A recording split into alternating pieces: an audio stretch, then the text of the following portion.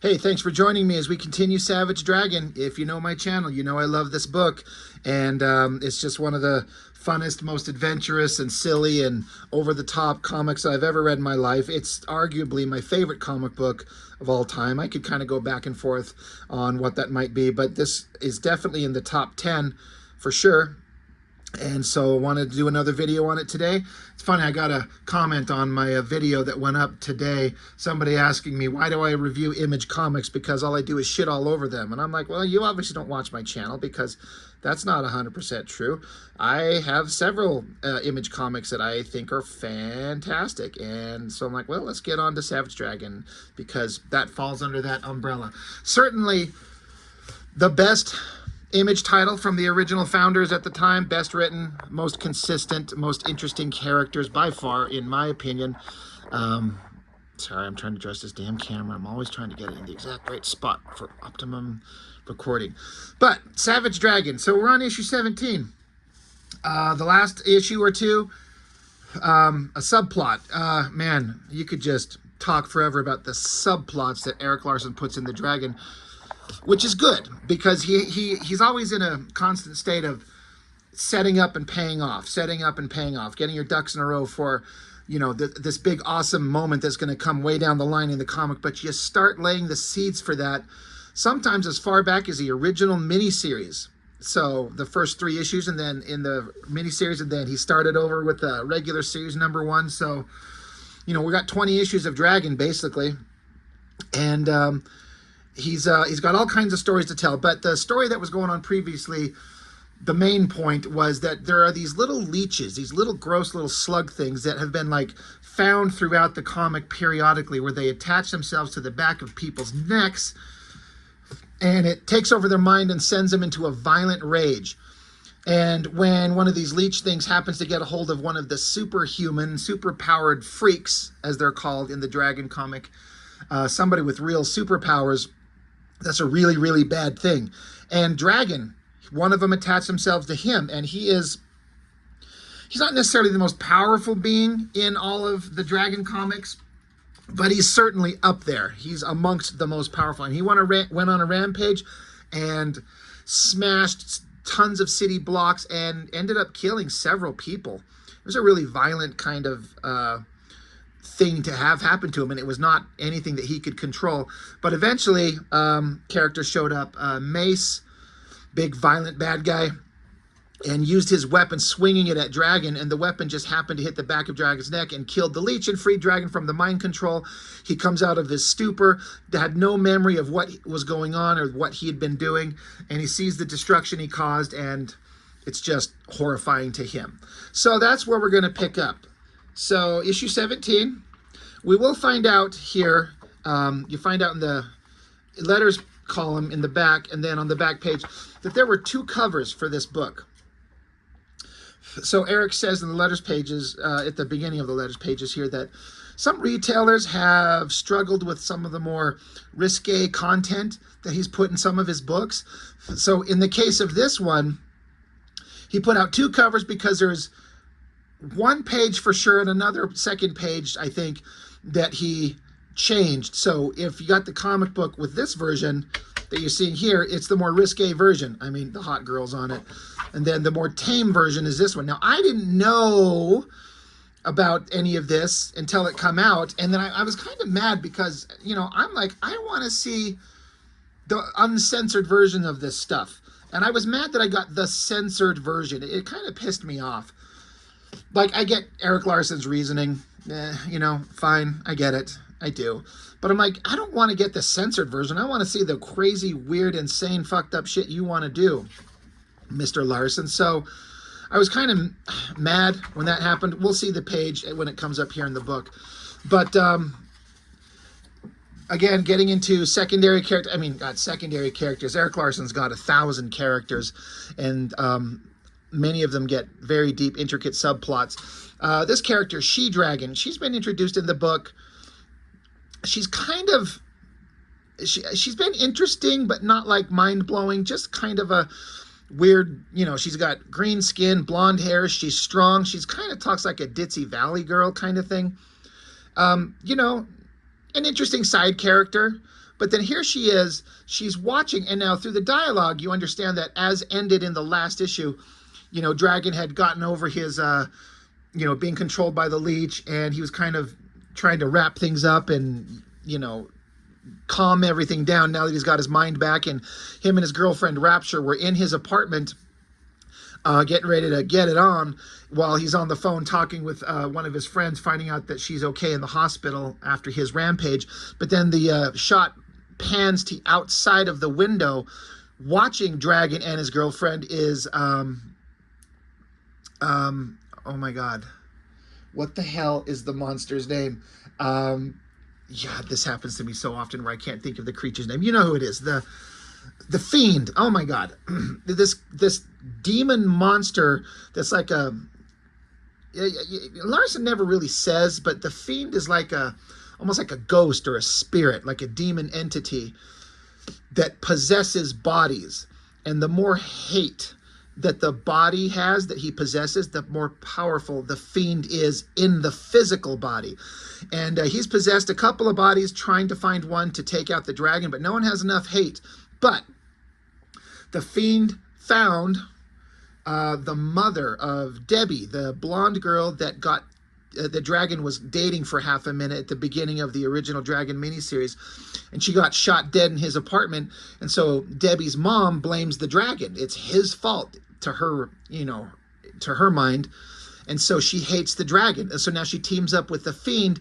And so floating outside his window is this big, fat, monstrous, wrinkly, gross-looking creature just watching the dragon banging his girlfriend.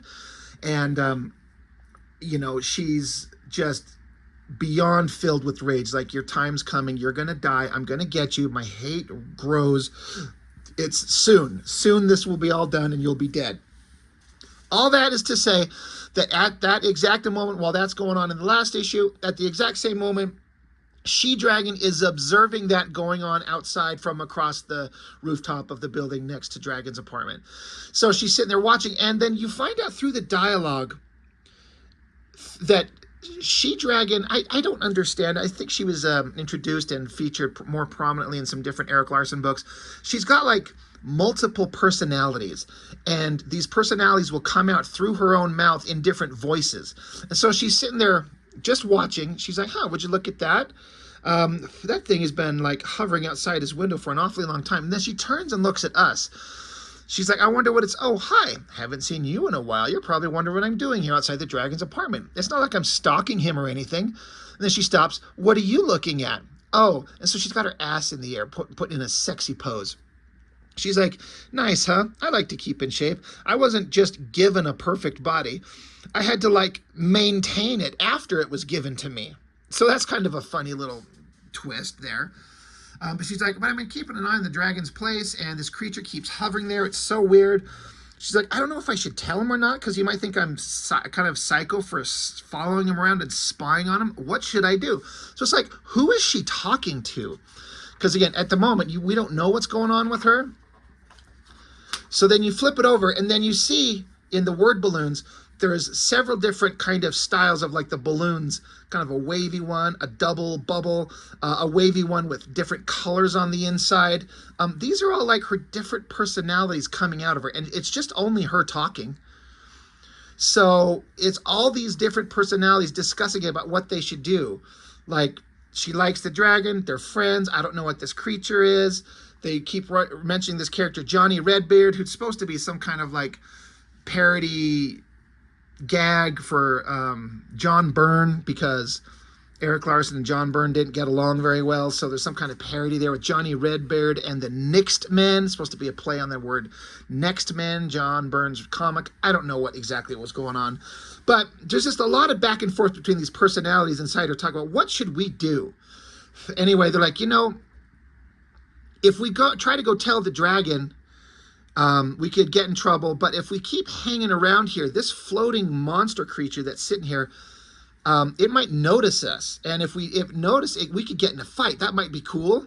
Maybe not. She jumps and takes off. She's like, I'm not that crazy. Anyway, back to the Fiend. This is what I was talking about. You know, the demon monster Fiend is possessing the mother of Debbie Harris, Dragon's old girlfriend. So she forms into this giant, gross monster thing. I like how Eric Larsen goes out of his way to give her like these monstrous, like gross, fat monster tits. It's so funny. It's just hilarious. But it's also at the same time like deadly serious. Eric Larsen does this weird, interesting balance of taking his stories and giving them like an over-the-top, ridiculous kind of feeling, but also at the same time being deadly serious and earnest. It's a crazy balancing act that none of the other Image guys even remotely comes close to doing. But yeah, she's just sitting here floating outside the window watching Dragon bang his prostitute girlfriend. And she's like, it's disgusting. You're prancing around with that hooker. You took my daughter from me. You defiled her. Seeing you increases my hatred. Hatred increases my power. Very soon, you'll be dead. So just plotting her revenge. So now this, I didn't know at the time, but this is the page that there was an alternate version of it. So you just get a shot of Dragon's bed, his apartment, whatever. And then they're in the shower. She's like, oh, Dragon, you animal. And, you know, when I saw this, like, it works. It totally works. Like, you know what's going on. They're in the shower getting it on. But I didn't know that there was some alternate version. And I want to see the page that was in there. And I have seen it subsequently. This is not like a secret anymore. But I had to go looking for it, and you know, I had a hard time. I sat around here for like 5 minutes flipping through Google trying to find a good high-resolution version of the image, and I couldn't. I guess I could have kept looking, but I'm like, you think I should be able to find it. But in the alternate version of this comic, this page here, the original version is that right there. It's low resolution. It might be kind of fine looking through the camera right here. It's enough that you can see what's going on. There's like a slightly higher resolution closer on it that I found online there. But that's what's going on. So Eric Larsen, he doesn't mind leaning into the sexuality of the characters. I've talked about this.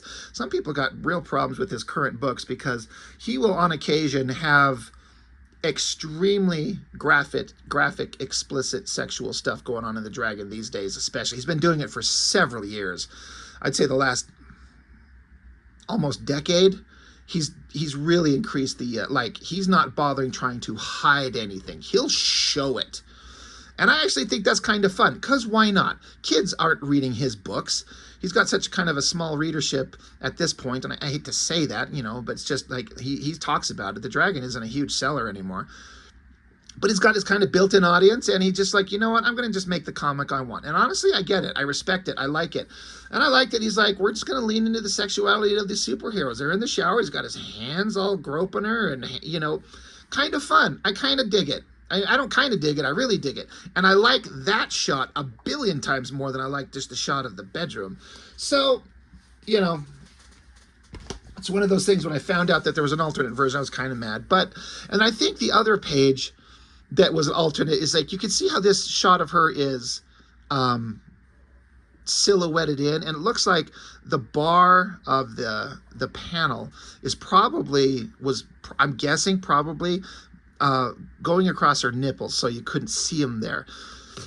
I've never actually seen this page uncensored, if that is the case, but he just silhouettes it in. Maybe he put a towel, it's supposed to look like there's a towel around her. I don't know what this little blocky shape is, but it doesn't look like a normal Eric Larsen thing to have this thing blacked out like that. It just feels off. It feels wrong. So I bet you the original version, she's standing there completely naked with the line covering her chest, and then it just cuts off just barely above her pelvis, which, you know, I get it at the time. You know, like I said, he doesn't care anymore. But at the time, he was trying to offer a version for retailers to not be worried about selling on the shelf. Anyway, they're just talking like, you know, Dragon's like, I got to get out. There's a press conference. After all the damage I caused when I was being mind controlled, I got to go, you know, make good with the people of the city. So, you know, they talk back and forth, and then there's a knock at the door. And Rapture says, would you get that? And then, so Rapture says, I don't want to end up like your last girlfriend. And Dragon's like, ouch. And that's a pretty fucked up, like, it's funny. It's a pretty dark thing for her to joke about. Like, Rapture's like, I don't want to answer the door like your last girlfriend. She got her brain shot out. So Dragon's like, yeah, So he goes to answer the door, and it's tenants who live in the building, and they don't like that he's there because Dragon, he just destroyed half the city. He's violent and he's dangerous. You know, when he's being mind controlled, they just don't feel safe with him there. They want him gone.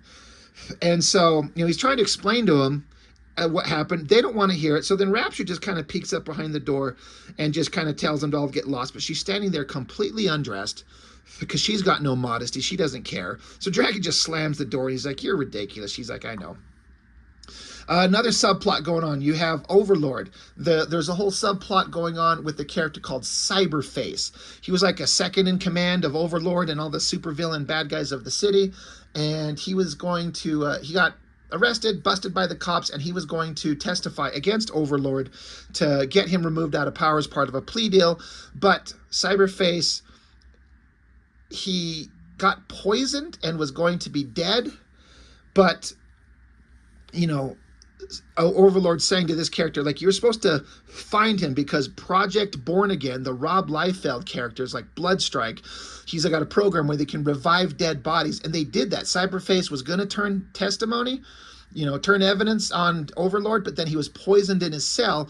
But somewhere, in some comics, somewhere, the Liefeld Project Born Again concept got a hold of that character, revived him, and he's alive still. And so Overlord's like, you're supposed to find his dead corpse and bring it to me. You have failed that. And so Overlord proceeds to kill this character that failed him. Kind of a very Darth Vader thing. Another subplot going on. The cops, you know, Dragon's back on the force. The cops are trying to keep the media away because the media is after him. They're like, you smashed up the city, Dragon. What the hell? Who's going to answer for this? How can you just go about your day?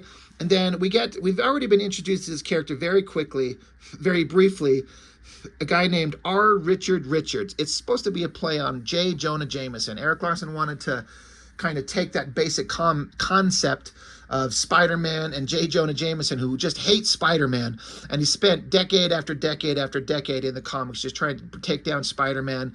And so Eric Larsen is going to do a version of that. And so he's a news reporter, and he just wants the public opinion turned against Dragon. He's very excited for that. Back over here, we got the shot of the city and then the underground of the city. They're like, you've got to be kidding. How could you let him wander off like that? This character's like, I fell asleep. It's like, why do we even try with you? So it's all these super powered, super freaks that live in Chicago, but are like good guys. They live in this underground area, and they're like, where is he? He got away. Well, who? It's Cyberface, the character that Overlord was looking for, who has been revived by Project Born Again. He's still alive, and he's wandering around, wandering off, and these guys are supposed to be watching him. That must have happened in some other comic. This never come up in Dragon, so I don't know what issues that happened in. Kind of interesting. But back with the character, R. Richard Richards. He goes to this building, this underground, and the guy's like, hey, here's a little toy that you wanted me to get going for you. It's pretty effective. Everything's there. Are you happy with it? And he's like, sold. So Mr. R. Richard Richards is doing something, you know, setting up something. Back here, Dragon, he's talking with the cops, and he's still kind of dealing with everything that he did. And Dragon wants to go see his friend Alex, the girl cop who's been his like buddy, kind of almost like slightly flirting with each other microscopically, but they're just friends really at this point. And he's like, she got horribly injured in his rampage, and he wants to go see her. And Rapture is a incredibly jealous girlfriend. She's like, why are you always talking about her, Dragon? I mean, what the hell? And he's like, she's a friend and she was hurt. And she's like, well, is that all? He's like, yeah, that's all. She's like, the way you talk about her makes me think otherwise. He's like, you're imagining things. So they're just having a little fight here. And Dragon's had enough. He's like, I don't have to put up with your crap. People are in line waiting to pitch me crap. So Dragon's walking out of police headquarters. Rapture's following him. And she's like, settle down. I ain't trying to accuse you of anything. You're mine, you know, and I don't like you thinking of other women. And Dragon's like, I work with girls. I'm friends with girls. I think of girls. You're my girlfriend, but damn it, Alex is still a friend. I care for her. I hurt her. I hurt others. I killed others. I feel guilty, but there's nothing I could do. It's driving me crazy. So, you know, Dragon's had enough of her shit, you know, over nothing. He's like, you got to give me some space here. Like, I'm going through a lot. Speaking of going through a lot, you flip the page, double page spread, giant flying robot dragon. And Dragon himself is like, well, there's something you don't see every day. That's pretty awesome spread. You know, great low angle looking up at everything. Great perspective on the city. I mean, it's pretty awesome. Erik Larsen knows how to do this stuff. But some giant robotic dragon monster thing coming to attack him breathes fire, melts all of Dragon's clothes off. So now he's naked. I do believe I read somewhere that Erik Larsen did this specifically because some readers had called him out for constantly having his female characters end up in a state of undress. And, but it's always the girls, but none of the guys. So he's like, okay, if you say so, well, how about this? Dragon now is undressed. Does that work for you? Is everyone happy now? I do believe that is something that he come up with specifically for that. Little pinup in the middle of the book, a bunch of Erik Larsen's characters drawn by a variety of different artists chasing Erik Larsen himself. It's kind of funny. But yeah, inside the robotic dragon is the R. Richard Richards, publisher of the Chicago Voice, and this is the Dragon Slayer. Basically, he wants to end the threat of Savage Dragon forever. So it's the whole J. Jonah Jameson Spider-Man thing, and we're going to get a version of it here. She-Dragon, she shows back up. She's still talking to herself in different voices. Diving down, she's going to help. Rapture jumps into battle. She's like, well, don't worry, Dragon, I got him, because she has electrical, like has electrical powers. She's like, let me shock this thing. That'll be awesome. So she does it, and Dragon's like, stop it, it's not hurting him, you're just hurting me. So Robot Dragon smacks Rapture away. She-Dragon's jumping down. Erik Larsen does this crazy, like the proportions are really weird. Like, I do get it. I could see people who are not a fan of Larsen looking at this and going, what the fuck is that? Her crazy giant upper body and these weirdly-ish shaped arms. I get it, but it's exaggeration. Larsen is not interested in doing hyper-realism. That's not the point at all. It's like cartoony, exaggerated superhero comics. And the power, the pose, the excitement, the coloring, I think, looks amazing. It's fantastic. It works for me completely. But I do see how it is kind of weird-ish. But, so yeah, She-Dragon jumps in there, slams down on top of the robot dragon slayer thing. So it breathes fire on her, engulfs her in flames.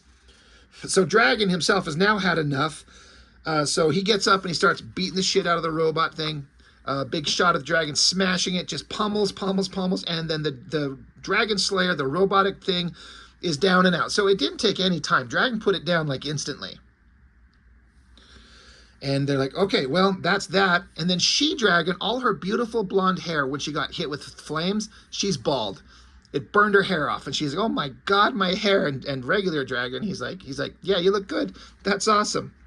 So anyway, they decide that they're going to, like, they find out who's driving the Dragon Slayer robot. And they're like, well, let's bust him. Let's take him in.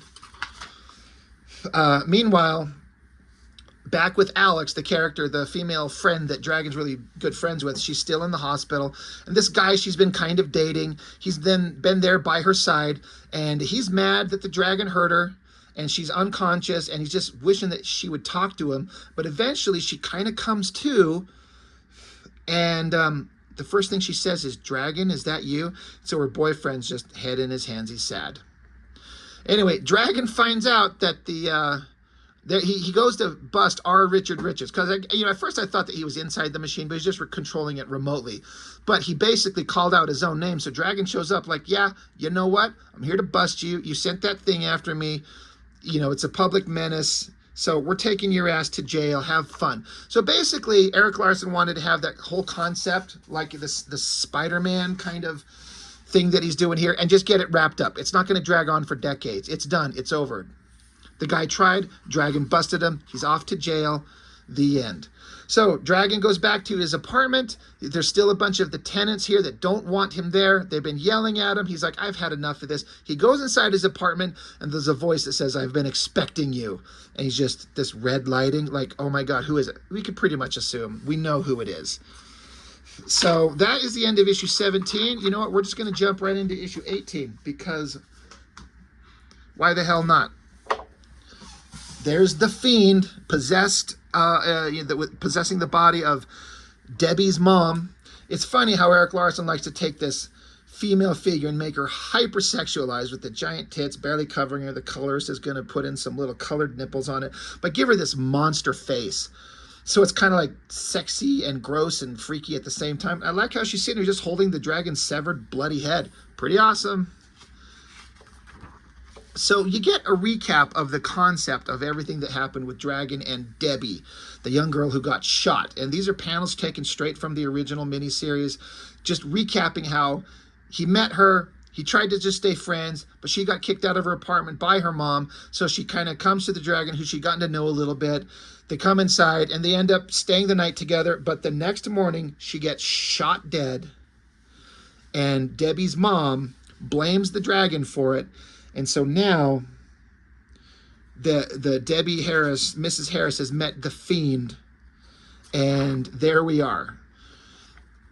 So looks very different from the version that we saw over here in the last issue, where all this big bloated monstrous. There will be an explanation for it. I think it's funny, again, that the character gets this hyper sexy, super hot body, but then this ugly face. I like the hair billowing in the wind with the uplighting on it.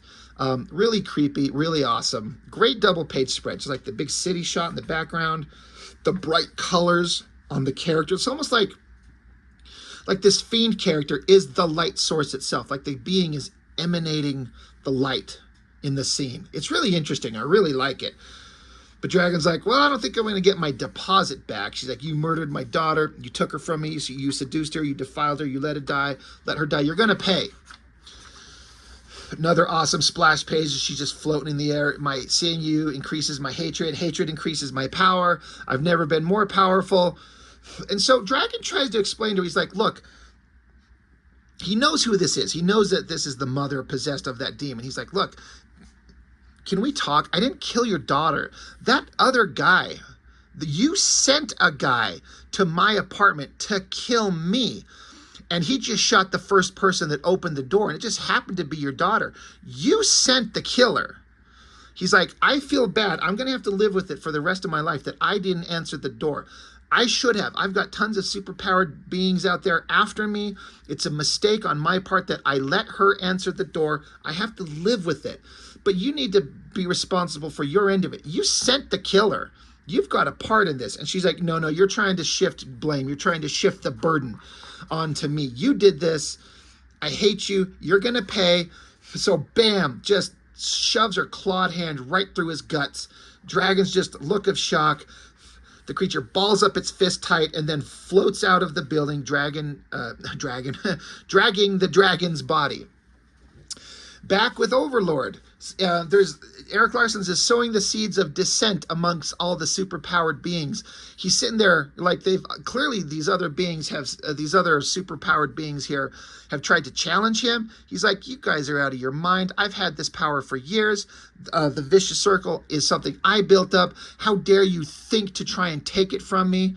And then through a window, you can see it's really small, but there's a guy flying outside. He smashes through the glass, unloads fire onto Overlord. And this is something that Eric Larsen, I do remember him saying, if you see Overlord here, he wears a big cloak, cape thing, and he always has since the introduction of his character. And when we got that scene of him here, he kind of looks like Dr. Doom. Guy in metal armor, metal face, and then this cloak and the cape. I think Eric Larsen just got sick and tired of it. And so he had this scene to... this guy unloads with the fire on, and it burns off the cape and cloak thing, and it never comes back. And Larsen said somewhere that, yeah, I didn't like it. It looked too much like Doom, or it's just something he wasn't fond of. So he got rid of it, and this is how it gets gone. It's removed through that way. Bad guy just keeps unloading the fire on him, but then Overlord's hand comes through the fires, grabs him by the neck, snaps his neck, and he's like, I'm in charge. I'm the baddest motherfucker. If you try to face me down, you'll die. And he's demonstrated that he's that powerful multiple times over and over.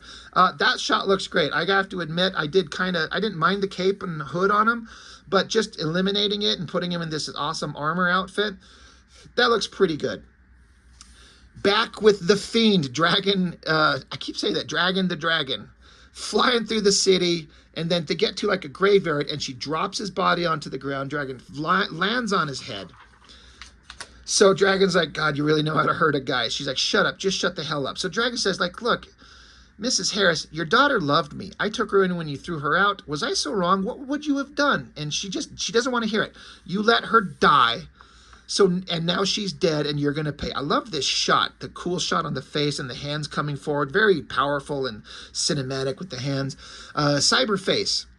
We're getting back to that subplot. He's been revived by Project Born Again, and he gets found by this character that is kind of like Eric Larsen's analog version of Dr. Octopus. He was a scientist guy, but instead of like robotic octopus arms, he's got like actual octopus tendrils that come out of his guts, and he's a brainy scientist. So he tracks down Cyberface. He's like, oh, there you are. Good. Just what I needed. Anyway, back with the dragon at the cemetery with the Fiend. You can see that the Fiend has lost her hot body. She's kind of swelling up into this fat, gross creature. And man, Eric Larsen draws this fat, gross creature version of the Fiend so well. Big, ugly arms, the face, the wild hair, the big, fat, lumpy body, the big, giant, gross, fat tits. He just makes it look so good. But what is she doing? She's reviving the body of her daughter. This is Debbie crawling out of the grave with the hole in her head. You can kind of tell by the skinny body and the same kind of blonde hair and the haircut with the bangs across. Like, that's her. That's the girl that got shot in the head. She's reviving the corpse of her dead daughter. This art looks great. There's a bunch of ink splatter and everything everywhere. Eric Larsen does good zombie bodies. It looks fantastic. I'm really digging it. And the idea that she's reviving the body, and there it is. Like, holy crap. So, the Fiend is like, there, it's your mother, dear. I brought your friend. And Dragon's like, holy shit, this can't be happening. Holy crap. This girl that he had feelings for, her dead corpse is being reanimated. The Fiend is like, yep, there's my daughter. You remember the dragon, don't you, dear? The freak who molested you? So the zombie body is walking towards Dragon, and she puts her arms around him and hugs him. She's like, oh, Dragon, I missed you so much. I thought that was really clever. I never saw that coming. Whenever a dead corpse is revived, it's a killer monster. But it implies that the spiritual force of Debbie is still there, and she loved Dragon. So she goes up and hugs him. So the mother's like, wait, what the fuck? No. So she separates the two of them. And what's funny is how zombie Debbie has her arms around the dragon. When the mother rips them apart, it rips Debbie's arms off. So that's actually funny. Like, I had a good chuckle at that. That's really funny. And the mother's like, God damn it, listen to your mother. You're not going to be seeing that freak anymore. Do you hear me? He's evil. He's a murderer. There's a pinup in this book, and it's kind of fallen out of my book here. It's pretty awesome. We're not going to worry about that. So it's just kind of an interesting spin on the concept. I'd never seen that before, where the zombie creature you'd think is there to eat its brains because it's mad. No, still loves the dragon. Go back to the cops. They're talking about Frank Darling. He's a character that's been a friend of Dragon. There's a whole kind of backstory with him. We're not going to get into it, but he's alive. Everyone thought he was dead. He's alive. He fought that character Skullface, but he outthought him and fought him. I did that whole story in the last issue, or the last two issues. You can go see the previous video. But they also talk about down here that Dragon's apartment has been destroyed and Dragon's missing.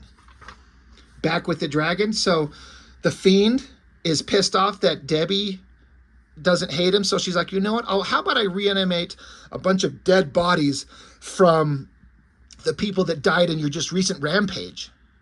So that's what's going on here. Again, great lighting, uplighting. Where would the light source be coming from? Except it's implied like it's the light of hell from the underworld, uplighting them. It looks so great. I think it's so fantastic.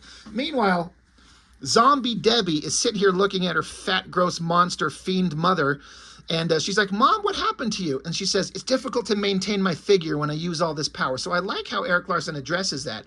She's like, she has to focus to keep that skinny, hot body. But when she's like reanimating dead people, her focus wanes and she turns into this fat monster. And I like how the hands are out there like she's doing magic. And so Debbie's like, well, not that. I mean, everything. You couldn't revive the dead before, which is a funny bit of dialogue. Like, what? She's like, I met someone. Anyway, the Fiend is pissed off because all these human corpses are trying to attack the dragon, but they can't stop him. So she keeps bringing more dead bodies, and Dragon just keeps fighting him. I thought this is funny. Here's the lower half of a guy's body. There's his upper half, and then just like a hand and a head, like all these body parts just attacking the dragon. But of course, he's super strong. He's invulnerable. It's not going to hurt him. He gets mad. He smashes everyone out of the way. He's like, I understand, Debbie and Mrs. Harris, the mom. I understand that you're mad at me, but you don't get to kill me. I'm sorry. That's not going to happen. Cut back to Alex. She's conscious again, and she's kind of pissed off that Dragon hasn't come to visit her. And the cop buddy here, William, he's like, Dragon's been trying to see you every day. He sent you multiple messages. Did you not get any of these messages? And she's pissed that the Dragon wasn't contacting her. She's like, no, I haven't heard anything. He's like, well, what about your boyfriend? Did he not get the messages to you? And it's like, no, I guess not. Anyway, back with the Dragon. The Fiend is like, God damn it. All right, fine. These dead corpses can't hurt you. Fine. I'll just have to beat the shit out of you. So the Fiend herself starts pummeling him. And Debbie's like, Mom, don't hurt him. She's like, shush, dear. It's for your own good. So the Fiend just starts wailing into Dragon, just beating the shit out of him. All the dead zombie corpses are actually cheering because they're mad they got killed by him in his last rampage. So that's kind of funny. Again, I've talked about the balance Erik Larsen can do of deadly serious and kind of whimsical funny at the same time. So Miss Harris, the Fiend, is like, don't worry, it won't be but a minute. We'll take care of him. He's going to die. Fantastic. Awesome. So then zombie Debbie, she's like, please, Mommy, don't hurt him. I love him. The Fiend is like, listen, dear, he's killed all these people. He let you die. He's been screwing prostitutes. He's no goddamn good. It's time you let go of him and accept that. Now, what is it you want me to do with this freak? So then Debbie just suddenly has like a change of heart. She says, kill him, Mommy, kill him. She's like, that's right. That's a good girl. So it's like she's been saying, I love Dragon. Don't hurt him. But then suddenly she's like, kill him. So, and that's where this issue ends. Spoilers for the next issue, just in case anybody cares. The reason why she suddenly has a change of heart is because she wants Dragon dead, so Dragon will be in heaven in the afterlife, and then they can be together. And Debbie's mom does not like that, but that happens at the beginning of the next issue, which we'll get into eventually soon enough. So anyway, that's the end of that issue. That's the issue 18. I love these comics so much. I know they're kind of divisive. Some people don't like them a fraction as much as I do, and I get it. You know, we all like different things, but it just works. These books just work for me. Erik Larsen knows what he's doing. The subplots, the characters, the crazy, unbelievable situations, the overtop sexuality, the violence. I love it. It's just got everything that I love, and I'm a fan, clearly, obviously. Anyway, that's all I got for now. Thanks for watching. I'll see you next time.